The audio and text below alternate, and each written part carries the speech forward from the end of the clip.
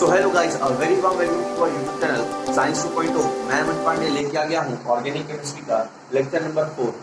Lecture number 3 तक हम लोगों ने ऑलरेडी कंप्लीट कर दिया है, जहाँ तक हम लोगों ने IUPAC नॉमेनक्लेचर कर लिया है ना। अब हम लोग करने वाले हैं फंक्शनल ग्रुप के बारे में। फंक्शनल ग्रुप के बारे में थोड़ा हम लोग जानकारी लेंगे, प्लस हम लोग करने वाले हैं आइसोमेरिज्म, है ना। आज का टारगेट यही रख सकता है।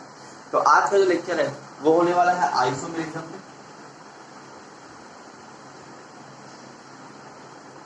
और होने वाला है आपके पास फंक्शनल ग्रुप के बारे में।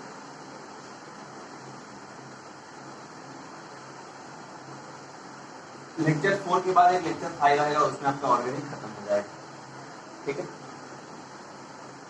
लेक्चर 5 जो आएगा उसमें मैं आप लोगों को रिएक्शन बता दूंगा और यूजेस आप खुद बुक से कर सकते हो, है ना। यूजेस आप किसी का भी खोल लेना, जैसे टेफ्लॉन वगैरह, उसका आप यूजेस देख सकते हो।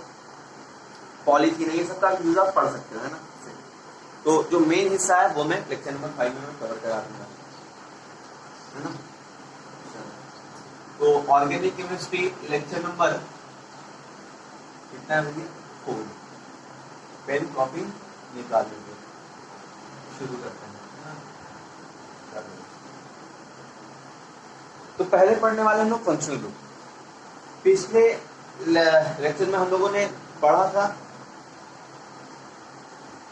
अल्कीन, अल्केन, अल्कीन, अल्काइन के ऊपर, है ना। पहला लेक्चर में थोड़ा रिकैप करते हैं। पहले लेक्चर में हम लोगों ने कुछ जनरल इंट्रोडक्शन देखा था ऑर्गेनिक केमिस्ट्री का।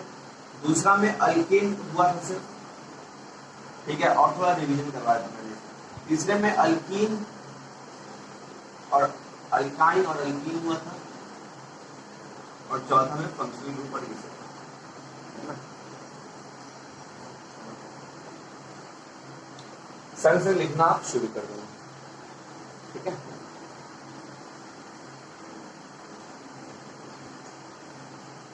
तो लिखते हैं फंक्शनल ग्रुप।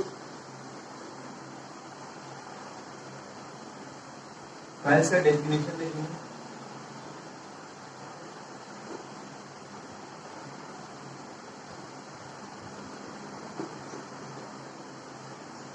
फंक्शनल ग्रुप का डेफिनेशन लिखते हैं। और functional group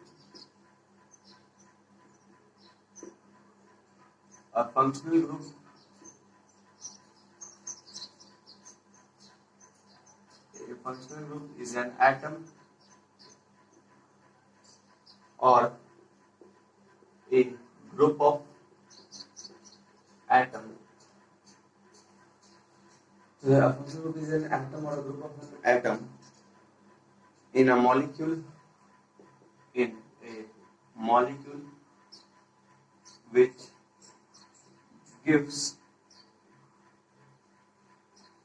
its own chemical properties, है ना। तो फंक्शनल ग्रुप का डेफिनेशन ले सकते हैं। A functional group is an atom और a group of atom in a molecule. Functional group एक ग्रुप ऑफ एटम बोला जाता है, या फिर एक एटम होता है जो मॉलिक्यूल से अटैच रहता है और उसको एक अलग केमिकल प्रॉपर्टी, मतलब वो एक शो करता है ना, जिसका एक अलग केमिकल प्रॉपर्टी होता है, उसको वो मतलब दिखाता है, उसको वो थोड़ा शो करता है कि उसका एक डिफरेंट केमिकल प्रॉपर्टी है। हम लोग अभी और डिटेल में जाएंगे, है ना। फंक्शनल ग्रुप का डेफिनेशन ये है। और फंक्शनल ग्रुप क्या क्या होता है वो सब लिखते हैं टेबल बना के, है ना। यहाँ लिखोगे आप फंक्शनल ग्रुप, यहाँ लिखोगे नेम, नेम, ठीक है, कॉलम बनाना। यहाँ आ गया आपके पास नेम, यहाँ आ गया आपके पास फंक्शनल ग्रुप,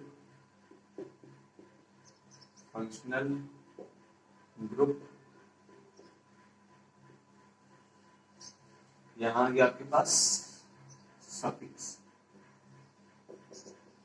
ठीक है। नेम पहले है आपका एल्डिहाइड,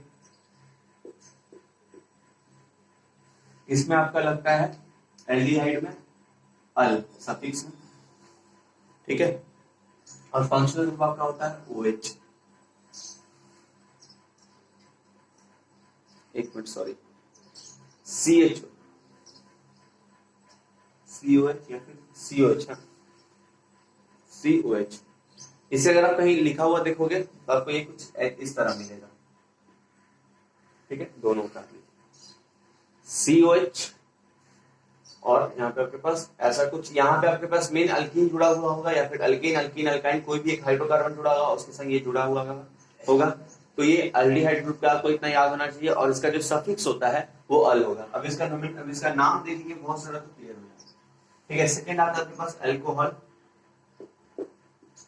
अल्कोहल, इसका आपके पास होता है OH, और इसका सफिक्स होता है ऑल, ठीक है। दूसरा आता है कार्बोक्सिलिक, कार्बोक्सिलिक, ठीक है, कार्बोक्सिलिक एसिड, इसका आपका होता है COOH, ठीक है ना, या फिर आप इसे ऐसे याद रख सकते हो। इसका आपका आता है ओइक सफिक्स, ओइक, बढ़िया। फिर आपके पास आता है ईथर, जो होता है सिर्फ ऑक्सीजन का, और सफिक्स इसका नहीं होता है। जब आएगा कहीं नाम तब मैं इसका आपको बता दूंगा कैसे करना है, ठीक है। चलो, फिर अगला आता है आपके पास कीटोन,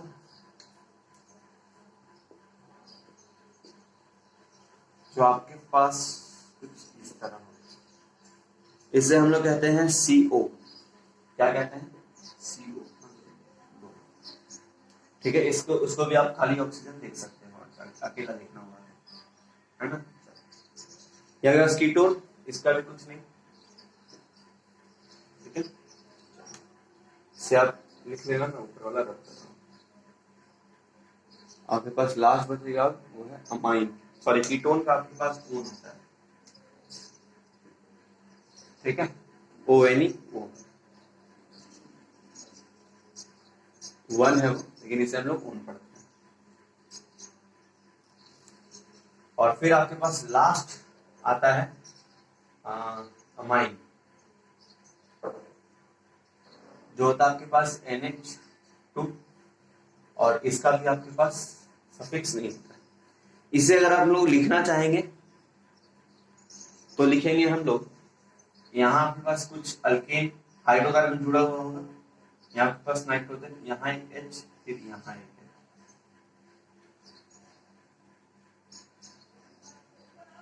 ठीक है।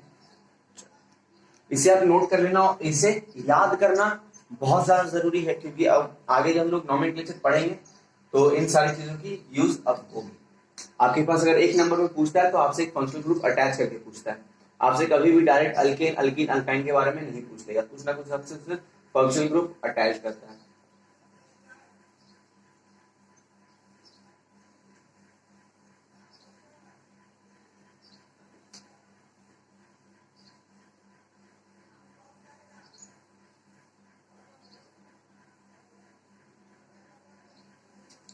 अब बात करते हैं थोड़े हेलोजन के बारे में। अगर हेलोजन जुड़ा हुआ है हाइड्रोकार्बन से, मान लिया से क्लोरीन जुड़ा हुआ है, ब्रोमीन है, फ्लोरीन है,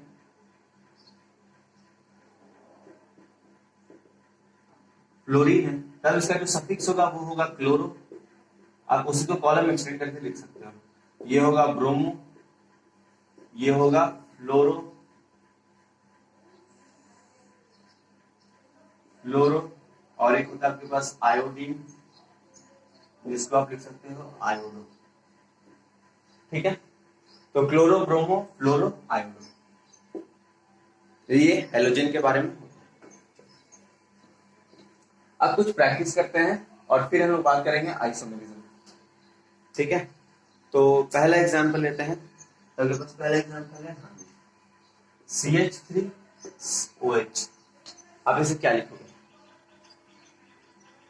इससे आप लोग लिखोगे, देखो ये आपके पास सबसे पहला इसमें आइडेंटिफाई करना है आपको कि एक कार्बन है, यानी ये कुछ मेथ के बारे में बोल रहा है, ठीक है। तो पहला आपके पास मेथ आप लिख लोगे, मेथ, ठीक है। एक मिनट, प्रोसेस से आते हैं ना।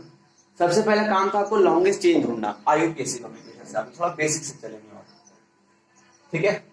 सबसे पहले काम होता है आपके पास लॉन्गेस्ट चेन ढूंढना कार्बन का। तो लॉन्गेस्ट चेन यही है भाई, ठीक है, लॉन्गेस्ट चेन यही बनेगा, एक ही आपके पास चेन। अब इसमें आपको देखना है कि कितना हाइड्रोजन है और कितने नंबर पे फंक्शनल ग्रुप अटैच है। तो ऑक्सीजन को अगर आप इसे आप अगर आप नंबर दोगे 1, तो ये 1 पे अटैच है आपके पास OH, और OH जो है वो हमारा एल्कोहल ग्रुप का है। तो इसे अगर आप नाम देने जाओगे तो क्या होगा, मेथ, एक कार्बन है, मेथ सिंगल बॉन्ड है तो N ग्रुप का है, ये अल्केन है, ये मेथ N और कॉमा 1 ऑल, ठीक है, मीथेन ऑल। यहां पे IUPAC आपसे खेल जाता है। उसने कहा था, मैंने पिछले बारे में बतलाया था तो कि 2 ठो वॉवेल एक संग नहीं हो सकता है। तो इसे अगर आप इसे आपको रब करना होगा तो मीथेन 1 ऑल, या फिर आप इसे लिख सकते हो, 1 लिखने का जरूरत नहीं होता, इसे आप ऐसे लिख सकते हो मीथेन ऑल, ठीक है। आपका जो ये आपका एग्जाम्पल हो गया अल्कोहल ग्रुप का। अभी बड़ा बड़ा एग्जाम्पल भी देंगे, है ना। दूसरा एग्जाम्पल लेते हैं तो बढ़िया सा है ना, CH3 CH, ये आपके पास अल्डिहाइड ग्रुप का है ना। इसे आप आराम से आप पॉज करिए और ट्राई करिए, देखिए क्या आता है।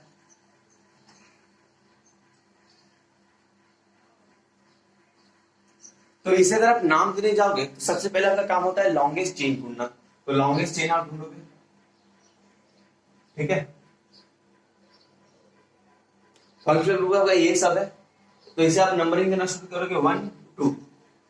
तो 1 पे आपके पास क्या है, एक कार्बन पे आपके पास ये सारी चीजें लगी हुई है, ठीक है, समझो बात। यहां पर नंबरिंग किए 1 2, ठीक है।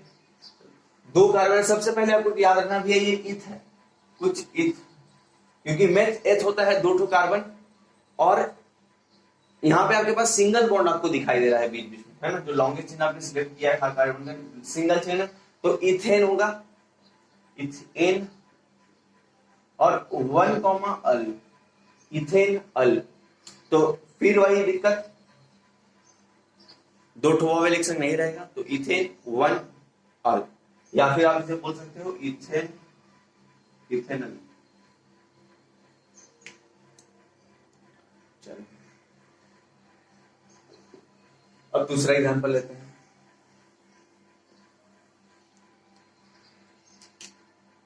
दूसरा एग्जांपल लेते हैं CH3 C, इसे आप नाम दो। तो सी से दिखाई दे रहा है भैया, ये सीधा साधा दिखाई दे रहा है कि कार्बन आपके पास 2 है, तो इथानोइक एसिड। अगर अच्छा कोई कहेंगे बच्चे दिक्कत कर देंगे भैया, इसे आप एक कार्बन समझते हो, नहीं, यहाँ आपको फंक्शनल ग्रुप का भी एक कार्बन लेना पड़ता है, आपको उसको इंक्लूड करके देखना होता है कितना कार्बन है। तो ये हो जाएगा आपके पास इथानोइक एसिड, ठीक है। फिर एक एग्जांपल लेते हैं, वो है आपके पास CH3NH, ये आपके पास अमाइन ग्रुप का है ना। तो इसे आप नाम दोगे मिथेनामाइन, मिथेन अमाइन, इसे आप पूरा अमाइन लिखते हो, मिथेनामाइन, ठीक है। आप इसे मीथेन 1 कॉमाइन भी लिख सकते हो या फिर मिथेनामाइन। फिर एक एग्जांपल लेते हैं ईथर का, चलो इतना से आप समझ जाओगे, है ना। थोड़ा बड़ा बड़ा कंपाउंड देखेंगे बाद में। अब बात करते हैं आइसोमेरिज्म के बारे में।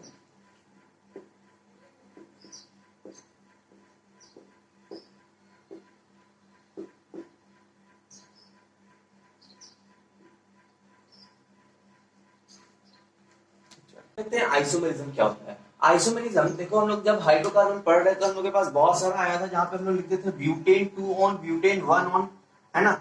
या फिर एक ऐसा आता था जहां पे nature of functional group different होता था, उसका हम लोग एग्जांपल भी देखेंगे अभी। तो आइसोमेरिज्म 2 टाइप का होता है, एक होता है फंक्शनल आइसोमेरिज्म जिसका नेचर ऑफ फंक्शनल ग्रुप दूसरा रहता है, ठीक है, जिसका नेचर ऑफ फंक्शनल ग्रुप दूसरा रहता है लेकिन लिखने में वो आपको सेम दिखाई देगा। मैं इसका भी एग्जांपल कर रहा हूं, है ना, टेंशन ना लो। फिर एक होता है positional,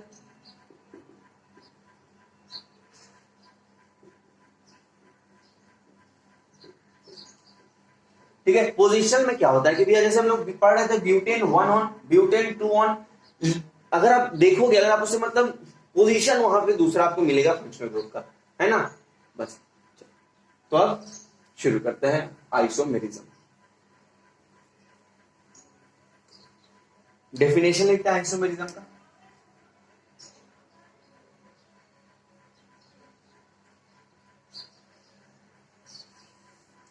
during the study of hydrocarbon,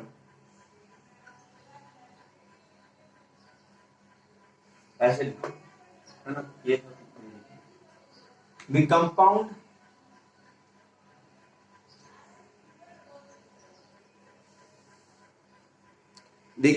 which have same molecular formula, which have same molecular formula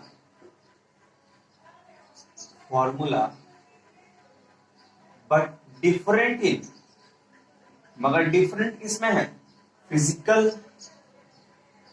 and chemical properties. भैया वो कंपाउंड मॉलिक्यूलर फॉर्मूला में तो सेम है मगर डिफरेंट है फिजिकल और उसके केमिकल प्रॉपर्टीज में, वहां आपको डिफरेंस आपको उसमें दिखाई देगा, ठीक है। आइसोमेरिज्म में यहां आप लिख लो आइसोमेरिज्म,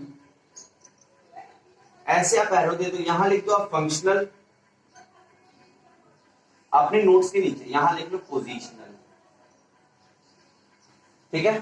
चलो ये हो गया आपके पास आइसोमेरिज्म का, एक हम लोगों ने पढ़ लिया कि ओवरलुक कर लिया आइसोमेरिज्म किसे कहते हैं, ठीक है। अच्छा चलो इसे डेफिनेशन थोड़ा और लंबा करते हैं।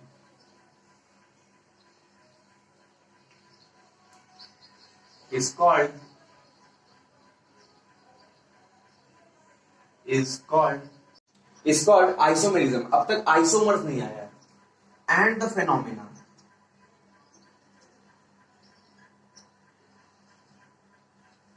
is known as isomerism, and the phenomena is known as isomerism। चलो अब बात करते हैं फंक्शनल के बारे में और पोजिशनल के बारे में।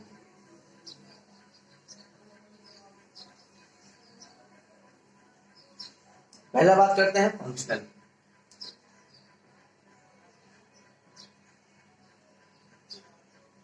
फंक्शनल आइसोमेरिज्म आप लिखेंगे those compound which have differ in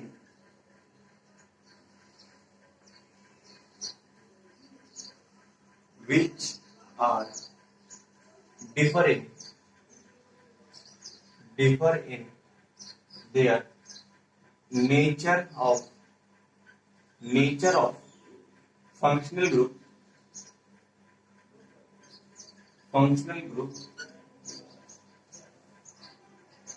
group is called functional isomerism। functional isomerism,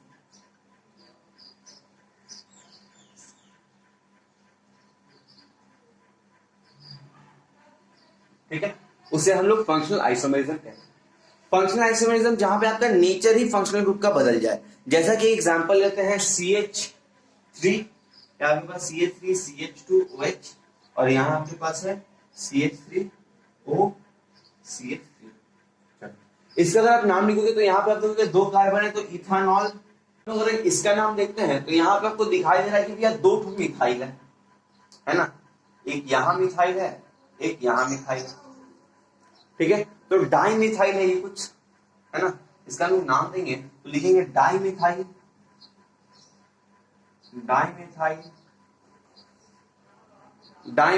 ether, ठीक है, डाइमिथाइल ईथर, क्योंकि यहाँ पे आपके पास ईथर का ग्रुप। अच्छा इसमें और इसमें देखो कुछ हुआ नहीं है, यहाँ आपके पास 2 कार्बन है, यहाँ पे आपके पास 2 कार्बन है, हाइड्रोजन यहाँ पे 3 है, 3 और यहाँ पे 3, 6 है, यहाँ पे भी 6, ऑक्सीजन यहाँ पे 1 है, यहाँ पे 1 है, सिर्फ आपका नेचर बदला है, अल्कोहल से ईथर हो गया है, इसी को फंक्शनल आइसोमेरिज्म कहते हैं। क्लियर हो गया है ना?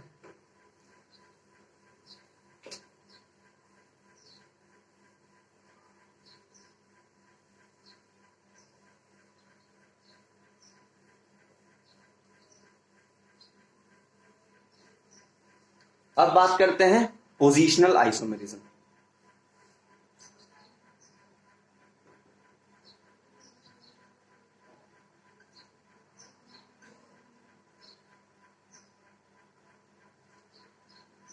Those compound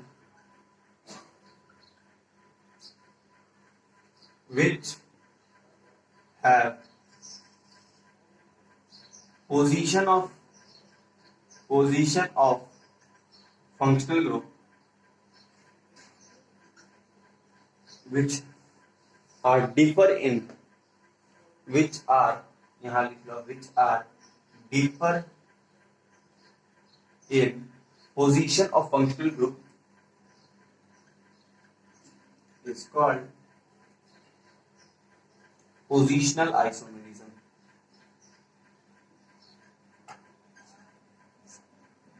ठीक है, पोजिशनल आइसोमेरिज्म उसे कहते हैं जिसका पोजीशन ऑफ फंक्शनल ग्रुप बदल जाए, फंक्शनल ग्रुप वही हो लेकिन पोजीशन ऑफ फंक्शनल ग्रुप बदल जाए, है ना। इसका कुछ एग्जांपल देखते हैं। तो इसका एग्जांपल है आपके पास CH3 CH2 CH2 Br, और आप एग्जांपल ले सकते हो CH3 CH3 Br। अच्छा, अगर आप इसका नाम देने जाओगे तो ये सबसे पहले लॉन्गेस्ट चेन सिलेक्ट करेंगे हम लोग, कुछ ऐसे नंबरिंग देना शुरू करेंगे ताकि साइड चेन को कम नंबर मिले, तो 1 2 3, 1 नंबर यहां मिला तो इसका अगर आप नंबरिंग करोगे, अगर इसका आप नाम लिखोगे तो कैसे लिखोगे, 1 ब्रोमो, है ना। इसका अगर नाम लिखना हुआ तो आप क्या लिखोगे, 1 ब्रोमो, 1 पे ब्रोमो है और 3 यहां आपके पास कार्बन है, प्रोपीन 1 ब्रोमो प्रोपीन। अगर आप इसका नाम देने जाओगे तो लॉन्गेस्ट चेन आपके पास ये आएगा, सबसे लेस्ट नंबर इसको मिलना चाहिए, तो 1 2 3 कहीं से भी नंबरिंग शुरू करोगे तो इसको लेस्ट नंबर मिलेगा। तो यहां पे अगर आप नाम लिखोगे तो लिखोगे 2 ब्रोमो प्रोपीन। खाली पोजीशन में डिफरेंस है, यहां पे 1 पे है, यहां पे 2 पे है ना। तो खाली यहां पे आपको डिफरेंस देखने मिलेगा सिर्फ और सिर्फ पोजीशन में। 1 ब्रोमो प्रोपेन और 2 ब्रोमो प्रोपीन। यहां पे दिक्कत है कि हम लोगों ने एन नहीं यूज किया, यहां एन होगा, है ना, करेक्ट कर दीजिए। ये आपके पास हो गया पोजिशनल आइसोमेरिज्म।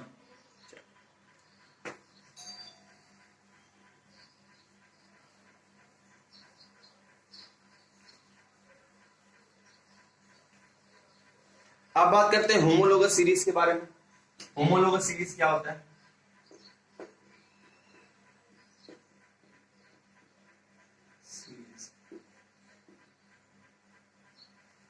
है ना, होमोलोगस सीरीज आपका देखोगे आप, अगर मतलब मीथेन इथेन प्रोपेन में अगर आप जाओगे तो देखोगे आपके पास CH2 बॉन्ड से डिफरेंस मिलेगा। जैसे कि हम लोग एग्जांपल लेते हैं CH4, फिर आपके पास C2 डबल करके प्लस 2 C2H6, तो इसको अगर आप माइनस कर दो तो C और यहाँ पे CH2, यहाँ पे CH2 का डिफरेंस है इन दोनों के बीच में, है ना। वैसे अगर आप इसका अलग एग्जांपल लेते हैं जैसे CH3H8, इसका और इसका डिफरेंस देखोगे तो आपके पास भी आएगा CH2। तो यहाँ पे पास 2 कार्बन है, यहाँ पे 3 कार्बन है, तो 1 कार्बन आया, यहाँ पे 8 है, यहाँ पे 6 है, तो 8 - 2 6 आया, 8 - 6 2 आया, है ना। तो होमोलोगस सीरीज उसे कहते हैं जिसमें आपका ये डिफरेंट हो, CH2 बॉन्ड से डिफर कर रहा हर एक, ठीक है। तो इसका डेफिनेशन लिखते हैं, इसका हम लोग डेफिनेशन लिखते हैं। डेफिनेशन कुछ इस तरह होगा कि आपको CH2 से भी आपको डिफर करता है ये, है ना, इतना आपको याद रखना है। तो अगर आप इसका डेफिनेशन बनाओगे तो कैसे लिखोगे, homologous series is a group of organic compound which have similar chemical properties but different in their successive compounds by the bond CH2, है ना, बनेंगे। तो कैसे लिखोगे आप, homologous series, homologous series is a group of organic compound, is a group of organic compound which have similar chemical properties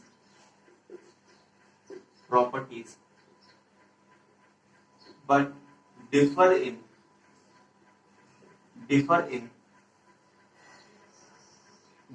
in their successive compound, successive मतलब एक के बाद एक जो आता है, successive compound by bond CH2, ये bond CH2 से डिफर होगा। ठीक है, इसका हम लोगों ने एग्जाम्पल भी देख लिया था, एक बार और एग्जाम्पल देख रहे थे। जैसे इस बार हम लोग अल्कीन ग्रुप का लेते हैं, तो इथीन शुरू होता है यहाँ पे C2H, C2H कितना आपके पास अल्कीन है ना, दोनों का देखते हैं। पहले अल्कीन से आते हैं, कार्बन 2 कर देना है, तो यहाँ आ गया आपके पास CH4 मीथेन है आपके पास। दूसरा है C2H6, यहाँ के पास इथेन है। देखोगे इन दोनों के बीच में डिफरेंस कितना है, CH2 बॉन्ड का। देख लो आप, कार्बन 1 कार्बन 2 है यहाँ पे, तो एक कार्बन का डिफरेंस है, यहाँ पे 6 यहाँ पे 4 है, तो एक 2 कार्बन का डिफरेंस है। फिर आप एग्जांपल लो C3H8 का, ये आपके पास है क्या है आपके पास, ये फिर है ना प्रोपेन है ये। तो यहाँ पे आपके पास डिफरेंस कितना का है, CH2 का है। देख लो इन दोनों के बीच में सक्सेसिव से डिफरेंट हो, यानी एक के बाद एक से डिफर करता जाए। फिर एक अल्किन ग्रुप का लेते हैं, इथीन बनाना है आपके पास C2 और H4 करना होगा आपको, है ना। C2H4 से आ रहा है ना, H4 करते हैं, देख लेते हैं। हाँ जी, ये बन रहा है C2H4। अगर आप C2H4 लेते हैं तो इससे आप क्या दोगे, इथीन नाम दोगे, है ना। और फिर नाम देते हैं आपके पास, एक और ले लेते हैं C3H6, इसका नाम क्या है आपके पास, प्रोपीन। डिफरेंस देख लो भाई दोनों में, यहाँ पे एक कार्बन का, यहाँ पे 2 कार्बन का डिफरेंस है इन दोनों के बीच में, है ना। तो यहाँ पे भी CH2 से डिफरेंट है, और मुझे लगता नहीं कि आपको एग्जांपल देने की जरूरत है, इतना आप होमोलोगस सीरीज समझ रहे हो, है ना। अब कुछ नॉमेनक्लेचर प्रैक्टिस करते हैं और इस लेक्चर को आप रफा दफा करते हैं, है ना। चलो कुछ बढ़िया एग्जाम्पल आपके लिए मैं लेके आया हूं। जैसे कि पहला एग्जाम्पल CH3Cl, इसका आपको नाम देना है।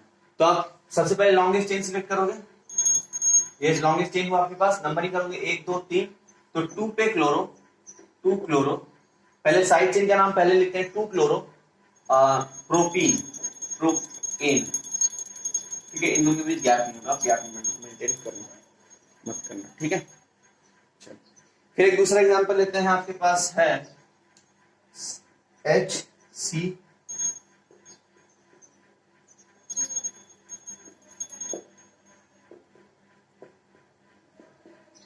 मतलब अगर आप इसे लिखना चाहोगे तो ये कुछ ऐसा लिखाएगा, ठीक है। CH, चलो इसका अगर आप देखोगे तो यहाँ पे आपके पास अल्डिहाइड बन रहा है, ठीक है। और सबसे पहले लॉन्गेस्ट चेन सिलेक्ट करेंगे तो हम लोग, तो कुछ इस तरह लॉन्गेस्ट चेन सिलेक्ट होगा, है ना।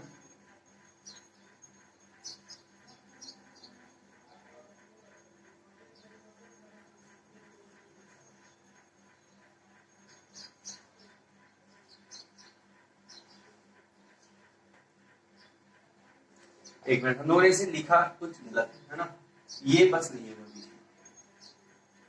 ये लो यार, ये मैंने CH2 गलती से बीच में ऐड कर लिया था। अगर आप उसका भी कंपाउंड लोगे, अगर बीच में बनाओगे तो उसका भी नाम कुछ आपके पास 3 आएगा ना, तो प्रोपेनल हो जाएगा, है ना। लेकिन इसका आपको मतलब अच्छा एग्जांपल एक ये है तो एक यही लेते हैं, है ना। आप दोनों का नोमेनक्लेचर कर सकते हो। इसका अगर आप नाम लिखोगे तो आपके पास 3 कार्बन है तो प्रोपेन, है ना। लॉन्गेस्ट चेन सिलेक्ट कर लिए थे 1 2 1 मिनट, नंबरिंग से करेंगे 1 2 3, तो नाम आप लिखोगे प्रोपेन 1, अल या फिर प्रोपेन अल, ठीक है। एक और एग्जांपल लेते हैं, 5 तो प्रैक्टिस करेंगे, फिर 5 अगले लेक्चर के लिए। मतलब आपको मैंने इतना नोमेनक्लेचर प्रैक्टिस करवा दिया कि अब आप 1 नंबर आप आराम से स्कोर कर लोगे, जो फ्री का नंबर आता है, ठीक है। चलो एक और एग्जांपल लेते हैं,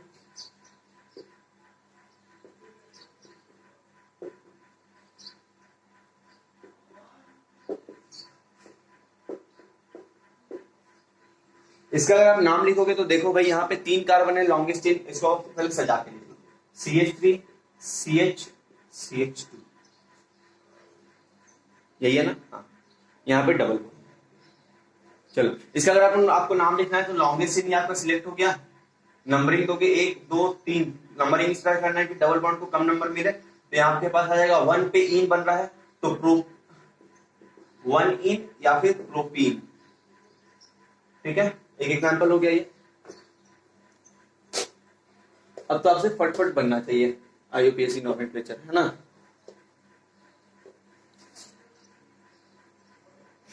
लेते हैं और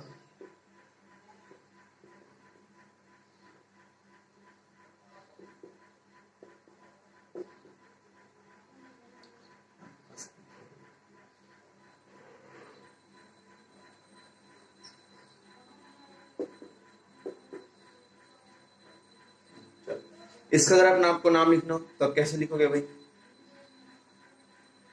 3 कार्बन आपके पास, पहले सजा के लिख लेते हैं। सबसे पहला काम होना चाहिए सजा के लिखना है। इसका अगर आप नाम लिखोगे लॉन्गेस्ट चेन आपका ये हो गया, इस तरह नंबर ही करना है कि ट्रिपल बॉन्ड को कम नंबर मिले 1 2 3, तो आपका नंबरिंग आ जाएगा प्रोपाइन, प्रोप 1, आइन या फिर प्रोपाइन, ठीक है।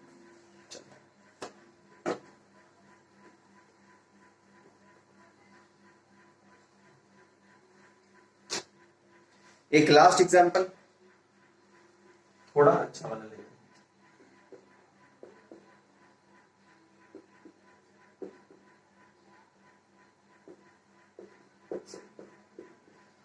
अच्छा, यहां पे आपको अगर आप सजा के लिखोगे तो आप कुछ इस तरह लिखोगे CH3 CH2 COOH, longest chain select करोगे आप, ये इस तरह नंबरिंग करना है कि साइड चेन, मतलब इसको आप फंक्शनल रूट को कम नंबर मिले तो 1 2 3 तरह से आप नंबरिंग करोगे, तो प्रोप हो गया ये प्रोपानोइक एसिड या फिर प्रोपेन 1 डैश ओइक एसिड, ठीक है, प्रोपानोइक एसिड, यहां आपके पास नाम हो गया इसका।